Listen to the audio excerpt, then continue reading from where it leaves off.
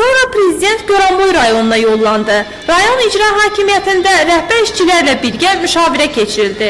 Müşavirəyə mətbuat nümayəndələri buraxılmadı. Lakin məlumatlara görə toplantıda ölkə rəhbəri rayonda görülən işlərdən razı qaldığını bildirib.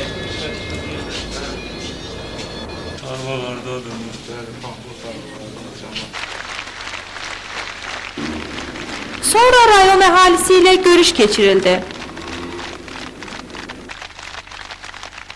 Azərbaycanın ağırlıq bölgünün korunmasında dövüşlərdə iştirak ettiğimize göre ve torpaklar olduğuna göre ve Ceylanboy arasından hiç bir torpak düşmana kardeş geçmesine imkan vermediğine göre size ben teşekkürümü bildiriyorum.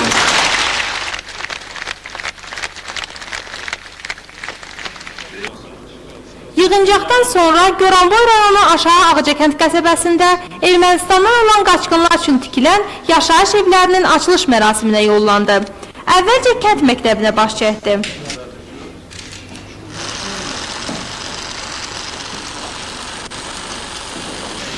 Güclü Nisan yağışlarının başlanmasına baxmayaraq açıq havada yığıncaq keçirildi. Mərasimdə iştirak edən Prezident Əliyev bəyan etdi ki, dövlət bundan sonra da qaçqın və məcburi köçkünlərin qayğısına qalacaq.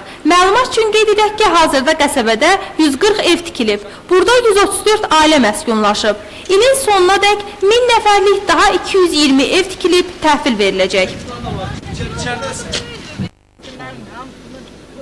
Mərasimdən sonra ölkə başçısı paytaxta yollandı. Xalidə Babayeva, Vaqif İbrahim Xəlil, Xəbər Plus.